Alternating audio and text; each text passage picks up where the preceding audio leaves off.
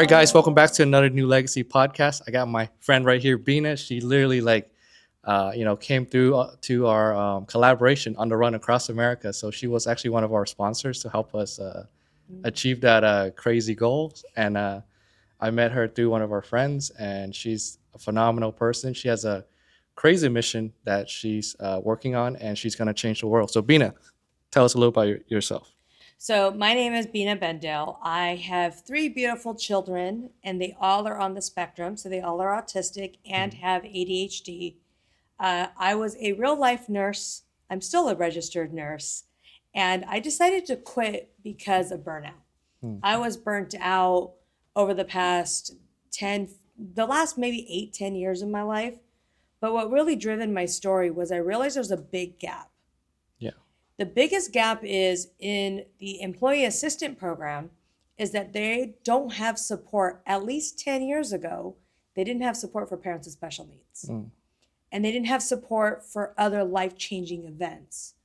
And so I knew back then that I needed to change something. And I've been wanting to drive this forward. And I didn't know exactly how until about 3.5 years ago. And I decided to make my own employee assisted program Mhm. and to become embraced into large corporations to help the employee relations side to decrease their burnout, decrease their stress, and to increase productivity in the business world. So businesses, at the end of the day, they make more money because their employees are actually coming to work. Right, because you're taking like giving them that peace of mind when they're at Mhm. work, and you could allow them to perform better. So tell us, like, were where'd you come from? Like, were you born in the U.S.? Were you immigrated here? Like, what's the story behind that? Yeah, I was the firstborn generation My mom and dad were immigrated from India. Hmm. So I am firstborn here. I have an older sister and a younger brother. And growing up we grew up here in the Bay Area, Yeah. and it was challenging on to a degree How so? because you're clashing with the American culture Hmm. along with the Indian culture also colliding. So yes, being the firstborn immigrant family, there was a lot of challenges. Like we didn't know what Christmas was. Hmm. We didn't know what Easter was. Like we didn't trick or treating. Like these were all things my parents had to learn and adapt along with trying to keep the roots of what we've learned and culturally what we've learned from India. Hmm. So growing up, it was a real big clash, and dating was a taboo. Socialization, certain things was a taboo. Joining a sorority was a taboo. um, and you don't leave your house, right? A woman like myself, you don't leave your mom's house or your parents' house until you're married. Yeah. Well, I was the first woman in my house that left the house prior to marriage. Wow. And that was a big conflict in my house Yeah. because they were like, how do you do that? You need to stay home. You need to help your family. Your whatever extra money you give or whatever the situation is, it's like you need to do that first. It was always family first, which I'm a big believer in. But I also am a big believer in independence and learning experiences through lived experiences, not by told experiences. Right. And do you feel like, because I grew up, I moved to the U.S. when I was very young, so I did experience that. You're like, when you go home, it's a different world, Yes. and then when you're at like outside, like it's a totally different world, Yeah. and the two world doesn't clash, like Yeah. it doesn't mix well together. Um, I don't know, like what kind of advice would you give for younger male or female growing up and immigrant or first gen immigrant to the U.S. Like, what advice would you give them to like go through any like the clashes? You know, it's really just you have to learn who you are first. I Hmm. think that's really what it is. I think these what we call generational trauma or integrational clashes. Hmm. I think in the beginning of any of that, like you have to understand who you are, and it's really difficult because when you're in two different clashes, it's hard, right? So having those heart-centered conversations with your parents, having those heart-centered conversations with like, please explain to me why this is important. Hmm. And then for the parents, it's really difficult because it's their own generational trauma. They were not taught how to listen. They were just taught what they were taught for whatever reason. And I think it's a balance of like, hey, mom, dad, can you really just like not talk right now and just listen to what I'm saying versus telling me what to do? And I think that's really where the big ties comes in. It's just like really teaching people those growth development skills that can be difficult. And for my generation, it's really hard because it's like sometimes, the old saying, you can teach an old dog a trick. Yeah. Yeah, sometimes you can't teach an old dog a trick, okay, guys? Like, honestly, like, let's just be real. Yeah. They are what they are. They're stubborn. They're stuck in their ways. And you either just have to learn to accept it or learn to walk away. So, just being the differences in culture and the culture shock, like tell us more like growing up, like did you get bullied? Like what kind of situation were you in, or like how does that work? So, growing up for me was challenging. It was challenging a lot for many, very many reasons. I didn't know I was dyslexic until I was in college. What? So I did not read my first book until 5th grade. No way. Out loud. Kid you not. Yeah. I was bullied starting in 3rd grade and all the way up. And it really took a toll on my confidence. Yeah. And all throughout, like I got bullied in high school, middle school. And I think really and I always knew I wanted to be a nurse. I think ever since I was 3 years old, from my earliest memory, it was either a doctor or a nurse. Was it like what your parents put out for you? Or was No, this you? this is me. Okay. This is me. Like I was so curious about like how to put a Band-Aid on, or how do you watch like surgery shows. And I was just always curious if somebody fell or comes in, like I just kind of knew automatically what to do. Yeah. Like it was just like always second instinct for me. Wow. But the bullying didn't help because even though like I had this huge thing of wanting to help everybody and do things with that, the bullying really put my self-confidence down way low. Wow.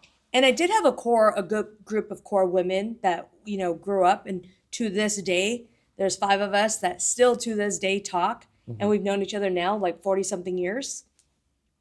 And then what really changed is then when I went to nursing school, I always wanted to do that. Actually, my grades I barely graduated high school. No way. I barely graduated high school. Damn. My counselor gifted me 5 credits, just probably to get me the fuck out. Oh, wow. I was not a bad kid. It was just, I think the bullying and everything else just really came in. Yeah. It did other things that may or may not have been okay, but it was just the lack of self-confidence at that point. Yeah. That really honed me down. And when I went into nursing school, actually when I went to college, I had to go to the remedial courses. Oh, wow. I know what you're talking about. Yeah. But I had to do a whole year. I think I did a year in English. And I think the first semester I failed. Damn. And I felt like a fucking failure. Am I allowed to cuss? Yeah, this one Okay. you can cuss. I was a fucking failure. Like I felt it. I was crumbs up. I wanted to give up. But I always knew I wanted to help everybody. Yeah. And this is important because I got my master's. I graduated with high honors, and I graduated in the top 2% of my class. What a come up. What a come up. Because I learned I was dyslexic through nursing school. How so? The teacher came up to me one day and was just like, how did you fail this test? Yeah. And I was like, well, I don't know. I failed the test. Shit, now what? And what she realized is that back then, we had to circle the little dots. Yeah. Well, what I circled on my paper did not match the bubbling. So one letter off, one number off, it really messed up and it just failed it. And so she says, but when I looked at your actual test, she goes, you aced it. And so it was really thankful for that particular instructor to be like, let's get you tested. I think you're dyslexic. Yeah. And at that time, I'm like, what are you talking about? I knew I had a learning disability growing up, but I got bullied because of that. Wasn't able to write well, wasn't able to read well, comprehension comes in. I just learned differently, but when things were auditory or visual, it was like, bam. It was like I can hear it, I can see it, and memorized it. And I have a memory of an elephant. Oh, wow. You know, you tell me things and yes, I got it. I can picture a book, I can take a picture of it, and I can memorize where it was. Damn. But I just wasn't able to put it on head to paper. Yeah. Letters would get messed up, things would be jumbled. It didn't make sense. My English, like my grammar would like be all over the place. Mm-hmm. So it was a challenge. Yeah. So, how long were you a nurse for? I started in 2006 Mm-hmm. and I quit, I think 3 years ago, Mm-hmm. Oh, about wow. 3.5 years ago now. Yeah. I So- fully quit. Wow. So that's a long time. Yeah. Yeah. That's crazy. Well, why? The burnout, the favoritism. I love nursing, but nurses are really, really, they can be very negative. And I'm not saying all nurses are negative, but the nursing culture was really negative. The older nurses still eating the younger nurses, people, hiding behind letters. And I mean letters like nursing, the CEN, CCRN, to go up for political gain. If you know somebody in management, then, other people would come, it was just like, it's just not for a profession that's so loving, Mm-hmm. and we literally have people's life and deaths in our hands. It is the most toxic place you could ever work. Mm. Damn. Yeah. What was the craziest thing, you don't mind me sharing? One of the craziest stories. Yeah. Oh man, I don't know if I can say this publicly. Maybe just like a life lesson for you. There you go. No Life names, lessons for me. Okay, so a couple of craziest 'Cause things. I wanted to be a nurse too. I actually got into nursing school. Okay. So I finished with a marketing degree instead. Okay. Because I got into the nursing school, but I was in the Navy Reserve. Okay. The moment I got in, they sent me over for deployment. And I was like, okay. Yeah. Nursing school is good. Yeah. I like it, but they don't teach you practicality. Mm. They don't teach you life lessons. They teach you the black and white. Mm-hmm. They don't teach you the gray. They don't teach you, the knee pile of shit you can be in, or the gloves of hands of stuff where you don't want your hands to be, or like the trauma that you're dealing with life and death. I think for me, really, it's like when you're seeing COVID really hit me hard. Uh-huh. COVID hit me really hard because people were passing away, and there was no family there. Oh, damn. And we're just body bags after body bags after body bags. And you literally would have somebody pass away in a room, Uh-huh. and you would bag them up. You'd be talking about your lunch or your dinner, which is crazy because Yeah. you're so dissociated. And then you have to go right next door and go, hello, my name's Bina. I'm going to be your nurse today, with a smile. That's crazy. Because there was no room for like, it's like, get to the next, get to the next, get Yeah, to the next. yeah. It was like a number. It was just like a number. If you cried, you were weak. If you took a break, you were weak. If you demanded lunch, you were overpowering. Wow. If you spoke your mind, you were a bitch, That's crazy. right? If you were subtle, you were dumb. If Damn. you were quiet, you don't know what you're doing. Oh, There was always so many social stigmas around it, Uh-huh. But that it was just hard. yeah, I mean, you have a good aura around you. Like, you speak your mind, and Wasn't always like that. yeah, I feel like that was like from the trauma of Yeah. not being able to do that. So nowadays, I feel like you're very comfortable doing that because you're Yeah. like, let me gain that back. Yeah. Did it like, was it like how do you say it? Like a flip of a switch. Yeah, it was like a flip of a switch for you, Yeah. for you, or like, There was. yeah, There 'cause- actually really was a moment. I knew I needed a change. I was still in college, San Jose State, and they had, you have a study abroad program. Yeah. And I was like, you know what? I need to change the scenario, but we're not changing cities. We're not going to change state. I'm going to fucking cross the goddamn country, Huh. And I literally looked at this map, and the counselor was like, where do you want to go? Do you want comes in? And then I saw Australia on the map, and I was like, I would never travel to Australia. Yeah. I don't even know what Australia is. Europe, I would go with a husband, kids when I'm older. Asia, I would love to, but I do want something primarily English speaking. I said, I think that'd be really difficult. So I chose Australia and I Mm. got accepted and I went.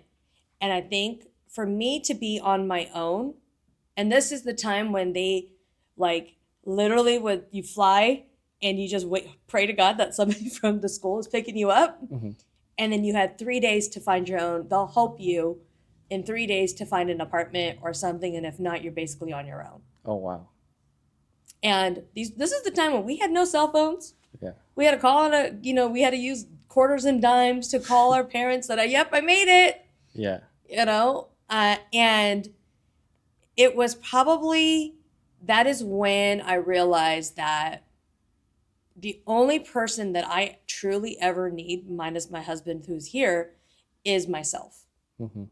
Like, I think that's really when I grew up. That's when I realized that there's a whole other world out there Hmm. that doesn't live in this refinement, doesn't live in these stereotypes. They don't know me. They don't know what's going on. I mean, and it was fun because it's like I was 20.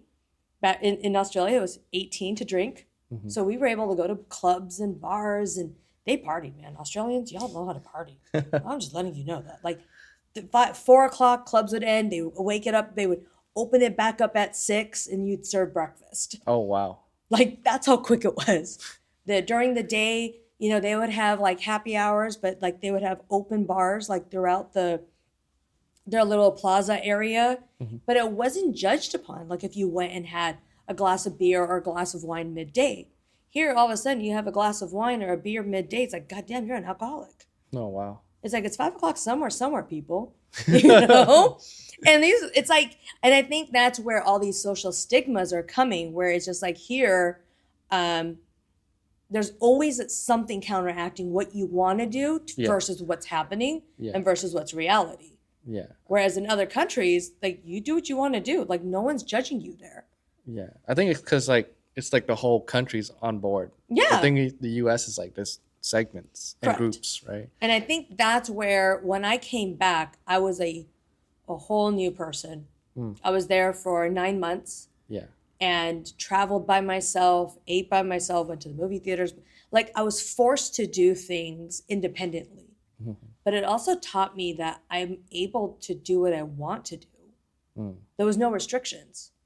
Yeah. Like if I chose to go to a bar till 6 a.m, like that was my stupid choice. But Yeah. it was my stupid choice. I think that's like your liberation from the family grip hold. Yes. Yeah. The codependency was released Oh, wow. because I That's- came back. That's awesome. Yeah. So, like in America, there's not a lot of like Asian or like Indian male or female speakers and, like really the voice for the Asian community. Yeah. Like what made you like decide to be that voice? Because I was always told to keep it in my house. Mm. I was always told, especially when my son was born, just don't tell anybody. He'll talk. He'll be fine. Yeah. Comes in. And really, like, that's really when I was just like, if I feel like this and I'm highly educated and I have a really good career, Mhm. imagine the people that may not understand, Yeah. that may not have like the education that I had, right? And that's really when it got me thinking of like, why are we silencing them? Yeah. And why are people trying to silence me Mhm. when I'm trying to understand my son's condition? And this is me being a nurse and I still didn't understand autism. Mm-hmm. Like people are like, you're a nurse, you know what you're doing? I'm like, no, I don't. I'm a mother. I'm a first-time mom. Yeah. I have no idea. Yeah. So, and he, like I said, there was challenges with Yeah. him. And it's not just like you within your family. It's literally like the condition with your kids. But so many people can relate to that. But like they're afraid to share it, Not only that, I lost a lot of friends because of it too. Really? What the Yeah. heck? Because they didn't know how to hold them. Hmm. They didn't know what to do. We weren't able to go to dinners. We Yeah. weren't able to fly places because we had all these medical attachments with it. Mm-hmm. People just didn't understand. Like no one, it was very isolating. I mean, I had severe postpartum on top of all this. Mhm. And just even like to have friends come over and they're like, oh, we'll hang out around 7. And I'm like, I'm tired at 7. Yeah. Like, I'm exhausted. Yeah. And then when they do come over, it was just like this, like, you know, for me at least, I also had postpartum, so I'm going to take responsibility for myself, is that I had a hard time giving my child away to somebody. The only 2-3 people actually that were able to hold my child at that time, and I say my child, it's funny because my husband's sitting here. You know, I say it like it's mine. But he was literally attached. Rohan was attached to me for 3 years. I mean, literally. Yeah. He only went to my husband, and then no, it went from my mom, Yeah. then to my husband, and then he went to my sister. That was it. Wow. Anyone else, he would scream bloody murder with. Wow. So that was the turning point for you to go into coaching. Like, tell me more about that. The turning point was when I was told by HR that I had 2 choices. He was in ICU. I think he was around less than a year. Mhm. I want to say he was around 6 months, maybe less than that. Yeah. I just came back from maternity leave, and then he kept getting sick. He also has a condition called laryngeal malacia at that point, which is corrected by surgery. It's in your airway. Mhm. And I got a call from HR because I was missing work. And now staff is complaining that I'm calling in sick too much. Mhm. But now in sick time and the things, I only get 3 episodes a year. Oh wow. That's it. For me helping other people, I can't call in sick. That's bullshit. Yeah. And so I got called by HR multiple times. And they were like, Bina, either you can decrease your hours or you have to quit. And I was like, well, neither one of those options nothing's an option. Mhm. You know, I said, my child's in ICU. I have to work. At that time, I was the breadwinner. At that time, I was holding insurance. And it was the stable job. That was the stable 6-figure job. Mhm. I remember 10 years ago, a stable 6-figure job actually meant 6 figures. Yeah. Yeah. Now you have a stable 6-figure job here in the Bay Area, it don't mean shit. It's like, that's just like crackers and something you're still Yeah, yeah. eating. And so I couldn't like just think. And that's when I truly realized that I asked this HR director and she was in tears. Mhm. She was like, I don't know how to help you. Wow. There's nothing else I can do. And I said, there has to be something else. I was very blessed that management realized that my son I went to work. I worked day shift. Yeah. I went to sleep in the ICU. Mhm. I had to figure out, I think my mom came in the morning because my husband had to go to work. So he went for 4 hours. I went to work from the ICU. I went downstairs to treat other people and to treat other people's family Damn. from 7 to 12 or 7 to 2. And then all my breaks, I would run back up, come back down. And then at 3:30 when I was done, I'd go right back up. I would sleep for 4 hours or 5 hours. And then I would take the night shift because he would not go to my husband at night at that time. Yeah. He would only sleep on me. And then, yeah, my husband would sleep on that ugly ass cot. Yeah, I can't imagine like that's hard because you're stressed all day and then you have like literally like to do that same job again at night. Yeah. But for your own child. How long did that last? That was for 4 days. Oh, wow. And then I think finally management realized, they're like, Bina, is your son in the ICU? I'm like, he's been in ICU. Yeah. And they're like, well, why didn't you take your time off? I said, because I don't want to get called by HR again. Like, that's stressful. Mhm. Like, I don't want to know that I have to choose between my son's health, Mhm. right, or my job. And I can't have either or because they're so intertwined. Yeah, that's really crazy. Like, I can't, you know? And so I was blessed that they gave me 6 months paid time off. Yeah. Yeah. That's wild. And then talk about your business. Like you started a new business. Yep. You've been doing really well on it. I see you on a couple Yep. stages. You're like all over with the media and stuff. So you actually have really good media strategy. So give us a little sauce on that. It's just really me. It's heart-centered conversations. Mhm. I have developed a company called Silent Struggle Solutions. And with Silent Struggle Solutions, I don't want anyone to feel what I felt 10 years ago. I don't want anyone to feel like they don't have somebody to talk to. And I have now became an added benefit to large corporations to GAP, the Employee Assistant Program, not to trump any EAP programs out there. Like, they're there. Love you. Good job. But what I do is I give real-time support. So you get on a call with me or one of my staff within 48 hours. So you're processing it in real time. You're processing it when you need the help, when you're crying, when you're stressed, comes in. And we're teaching it in a way where it's very holistic. Yeah.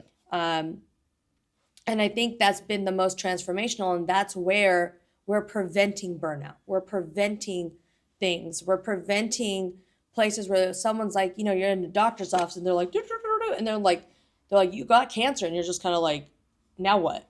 Yeah. Like, now what? And they're like, oh, by the way, here's your discharge instructions and we'll send you some resources and see you in 2 weeks. Oh, wow. And you walk out of the room like, you just told me I had cancer. Yeah. Now, like, what the fuck do I do with this? You're crying, you're scared, you think you're going to die, and no, people, like, yes and no. I know this is a touchy subject, but it's like, that is where some people may not have told their family members right away. That's where the Silent Struggle Solutions came in, is anything that you don't want to express right away. You can talk to one of our employees or myself in a judge-free zone, 110% confidential, and you're able to express whatever you want, however you want. And I'm not going to judge you. I'm not going to do anything. I'm just going to sit there and purely listen and then do that heart-centered conversations. Wow. That's an awesome business. Congratulations. Thank you. That's, I kind of remember a little bit when you first started too, and like see you on like all these stages. I'm like, she's going hard. Yeah, because the stages is really where now I talk about burnout. Yeah. How do you prevent burnout? How do you, in leadership, C-suite, how do you have those connections with frontline workers or, just your staff? Like, how do you connect the two? Because right now it's C-suite staff, C-suite employees. And then HR, I call them the peanut butter and jelly sandwiches. Yeah. And HR directors are burnt out because they have to deal with C-suites and then they have to deal with employees all coming of things. And they're just like, they're the peanut butter and jelly sandwiches, I call them. Yeah. They're like the cushion. They're hard on the outside, soft on the inside, but you can't live without a peanut butter and jelly sandwich. That's true. It's very true. The way, you probably learned so much about human psychology going through all this. Like, what's the biggest take on, lesson you learned on human psychology? Be compassionate. Be empathetic. Don't be greedy. Greed won't get you nowhere. Yeah. And everything comes in your own time. Just because somebody else exceeds really quick, really fast. So a lot of people, follow my trajectory. Yeah. And I tell people, I say, because I was in the right time, the right place, and the right circumstance. Yeah. But I also been trying for 10 years. I just didn't know how to do it until it all just came together. Right. And then it just took off. And yeah, people see like people, make it fast or something like that. They don't know that's like 10 years, 5 years in the making. They don't know. They just see like fast results. Everyone wants to do things fast now, but they don't have the, I think one of the podcasts, I was like, it's the same distance. It's just how fast you could go, Yeah. But yeah, it's definitely like crazy. And what's the biggest lessons you've learned that you can share with other people about, having like kids with special need and like, like what can you help them with, For myself, what's the best advice I can give a parent with special needs, as I am a big advocate in the special needs community? Speak your mind. Yeah. Don't hold back. If you need, a plane is a great example. Okay? Explain. If your child has special needs and he is screaming the entire time, do not apologize for your child screaming. You paid just as much as everybody else did, and they can bite your butts. Don't stress yourself out because you're worried about what other people are going to think. Yeah. Fuck them.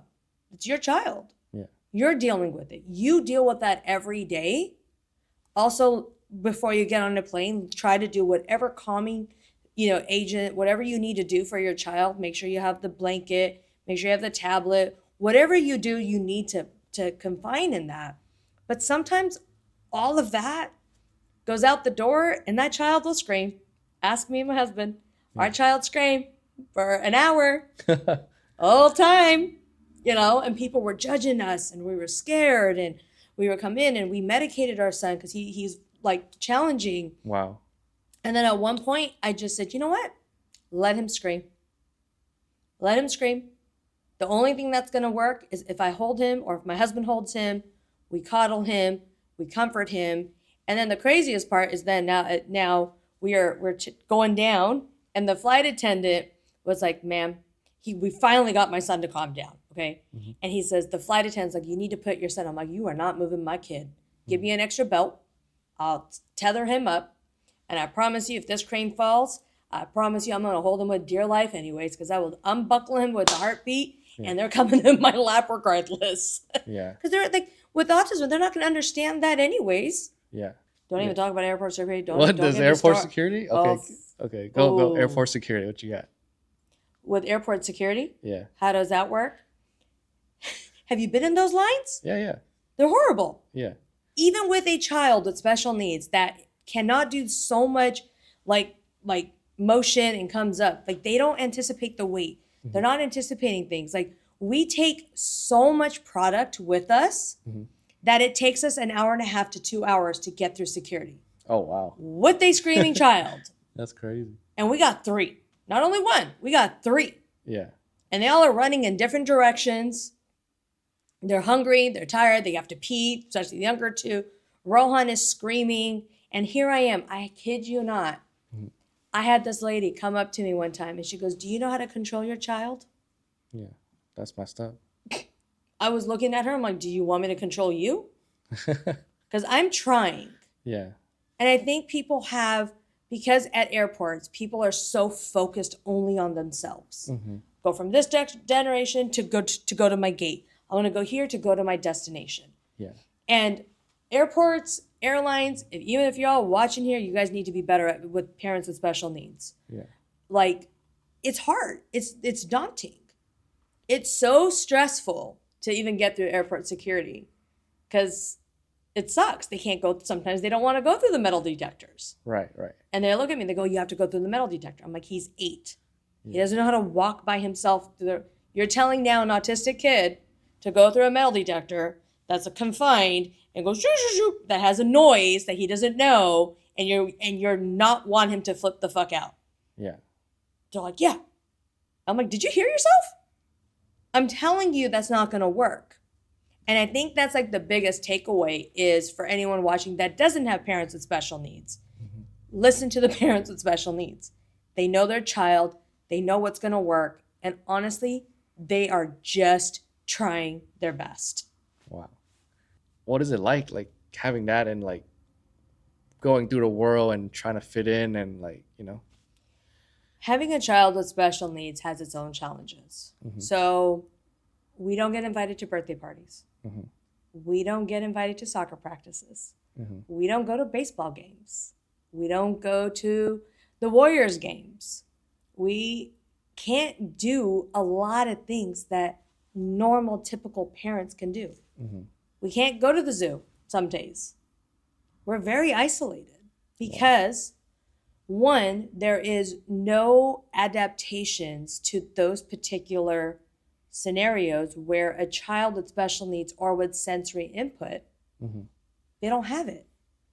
Wow. It's not there. They're expected to go into an arena with 10,000 people. Me and my husband can never go to a Warriors game. We can never go to any basketball. Mm-hmm. I'm just using Warriors because they're here locally. Yeah. Because my child, he wants to go, but it's too loud for him. And if I'm going to spend $500-$600 on a ticket, I don't mind it. Yeah. But his experience is going to be 10 times different than a normal typical child is. Yeah, it's just I feel like you're unlocking something that's so special, that people don't talk about. Yeah. And it's you're giving people that maybe have kids with special needs, like a voice, like I feel like I'm in a whole different world and perspective on this podcast. Yeah. Because that never clicked in my head before, but it's like, it's just crazy how like the world we live in, and like there's so many different perspectives, and right is never right, or like the standards never, Even in school districts, yeah. you place these kids in a special day classroom, which they are fantastic about, Mm-hmm. depending on the teacher.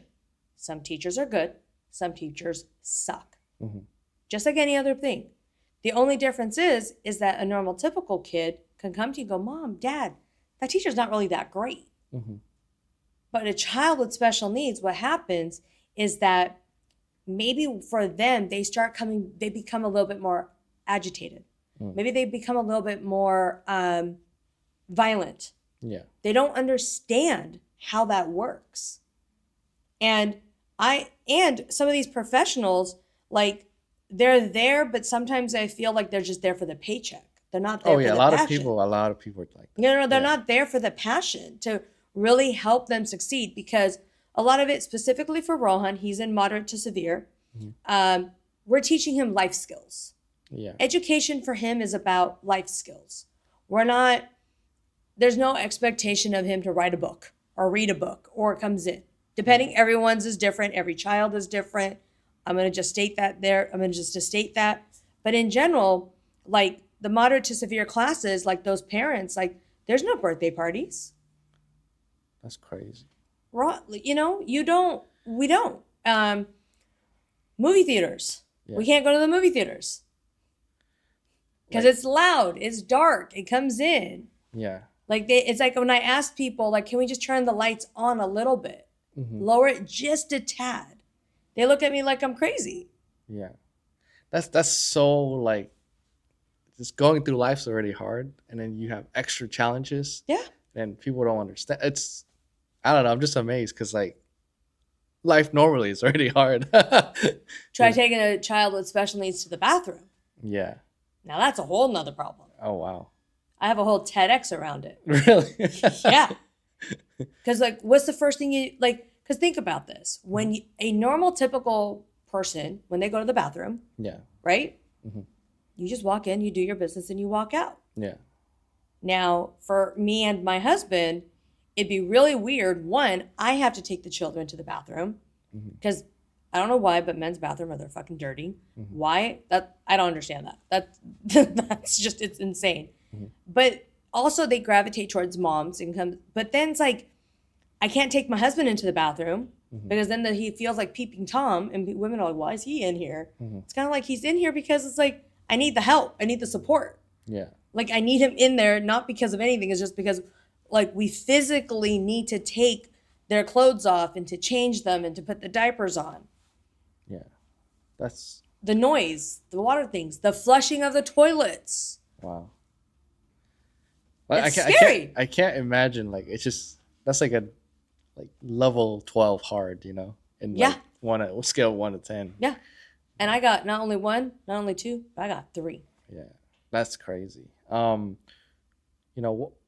Besides, like all the stuff you have to go against just to function as a normal family, like what are some of the biggest, I guess, things that you're like joyful for having your kids and stuff like For that? them being them.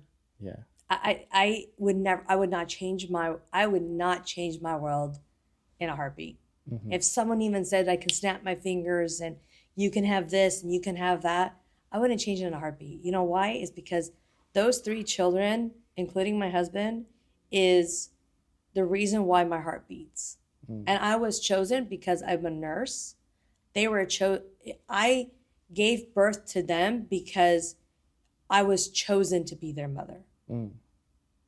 It was a gift. Yeah. And their difficulties or challenges is my way of showing the world that there's no indifference. Wow. There is no indifference. My house is fucking crazy. Don't kid me wrong. Yeah. But it's whose house is not crazy? Yeah. My house is just on a different level crazy. Yeah.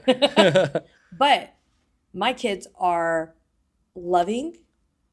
And if you met Rohan, and everyone meets Rohan, he is like, he was nonverbal up until about 3 years ago too. Yeah. And I think in nursing school and the way I come up, and this is how even developing this skill set into my coaching career, it really, and my advocacy, it really is learning someone's body language. Not just what people say, but how they are, how their presence are. I can tell you like this. Give me one. Give me one. I can tell people who it is right away if people are nervous, things, sense, like before someone even speaks. Okay, give us one nugget. Like in what sense? Yeah, like let's say you met a person for the first time. Like, what would you like look for? What kind of cue? Like, I would just look for. I'm just seeing because there's someone in front of me. I would look for how they're sitting. How are their stance? Is their feet shaking? Yeah. Is their hands movement? Are they looking at different cameras? Yeah. Are their eyes going in different directions? What is their calming nature? You know? Can you explain the feet shaking? Like, what does that mean? Everyone does different things. You know, some people it's a grounding thing. Some people it's comes up. But I mean, like, and sometimes people don't realize that they're doing it until they're, you know, someone points it out. But I really do think that it's just like, it's a sense of energy. And sometimes you can't explain that sense of energy. Yeah. Until it's you can't explain certain things. It's just a feeling. It's just a knowing. And I've always had that capacity. Even when I was younger, I always had a sixth sense around people. Yeah. And I can just tell, like, they can be the best person in the world, highly influencer, whatever you want to call them nowadays, right? Yeah. And I'll be like, dude, that person's some shady shit. Yeah. They're doing some shady shit. That's like crazy. that's great. That's all paper. That's all great. But behind the scenes, they're probably the most arrogant bastard you'll ever meet in your life. Yeah. I mean, a lot of them are like that. Actually. Right. Yeah. I'm learning. Yeah. I'm learning. Yeah. A lot about that. Yeah. Like you know, I get to meet crazy rich people all the time. Yeah. And like people who are starting their business. And like my goal is just to bridge that gap to like help them kind of meet in the middle. But I just know attitude's everything. Like just come into everything with a positive attitude. That's like, like that's everything, you know, for me, like that's the one thing I got going on, you know, like positive attitude. Yeah. Yeah. And part of my coaching is really where it's just stay true to who you are. I've gotten coached by millionaires. Yeah. And the number one thing is that a good coach will give you free advice and give you free advice with nothing to expect in return. Oh, wow. Because they want to help you. Yeah. They want to teach you your life lessons. They want to teach what it is that you want to learn. Like I've been blessed. I mean, I've been blessed with the people in my life with where I'm at now. And I've also seen some shady shit in the coaching world. Yeah. I mean, the coaching world is a lot of there's a lot of heat in the coaching world right now. I can see that. Yeah. I can see that. Yeah. What's the biggest thing? No. I think greed. Greed? Yeah. Explain. People want fast money. People want quick cash infusions. Yeah. And people lie. And they sell you a world. Yeah. And they sell you a world of possibilities, but then they don't deliver. And when you question them about delivery, it's like, oh, but their energy is good, or they're really good at selling their whatever it is that they're doing, and so it makes people think like, oh, well, maybe that person's not that bad. Yeah. Like, oh, okay, I'll give you a second chance or a third chance or a fourth chance. Yeah. Right. And then it's just like, I also think specifically for females, as you know, because you actually did my camera crew for Supermom CEO last year. Yeah. I think for females is that we as entrepreneurs, we go so much on the feeling side that we forget that sometimes you do need that masculine energy of contracts, deliverables, agreements. Yeah. What are you going to do? What's your expectations? Not just, hey, we had a conversation and we're going to do this collaboration together and then let's just feel it out. Yeah. That works on the feminine energy side. Yeah. But on the masculine side, it's like, okay, can we get this on paper? Yeah. Can we write this down? Where's our contracts? Where it comes in?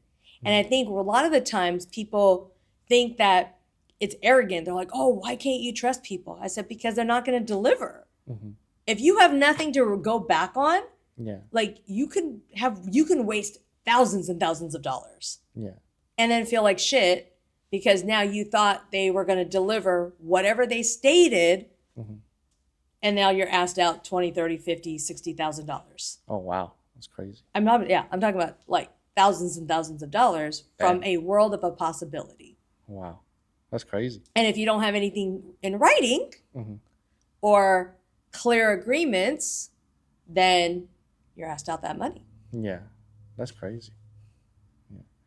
Okay. So, And then, so that's the lesson from business. What are some transformation you've seen like in your like coaching clients and coaching career?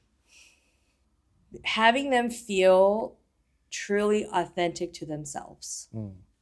So the release of shame, the release of guilt, the release of self-doubt, the release of being told no, Mhm. and them stating like, oh, that's never going to work, so why try it? Yeah. Do you know how many no's I got before I started my business? How many? A lot. I mean, I love my husband, but my husband told me no too. I'm not lying. Yeah. And I think it was like that level of like people saying like that self-doubt comes in. Like you're leaving a stable 6-figure job to do what? Yeah. Where's your money going to come from? Yeah. Where's this going to go? How is this going to work? Right? And it's so crazy because like when I do my transformational work, I give them permission to do what they want to do. Mm. What life are you creating? What is your legacy? What is your vision? What is your global impact? Not just, I want to make a quick buck and I want to be a millionaire, right? But what is your global impact behind that? Yeah.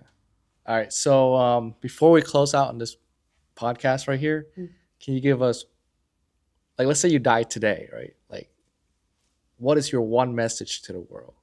And then tell them where they could find you, your business, and what do you do, and close it out. So if I were to die today, Mhm. and if I had my one message to the world, I would say, stay tall, stay weird, and stay you. Stay in your own lane. Don't worry about what other people are doing. Don't worry about what other people are saying.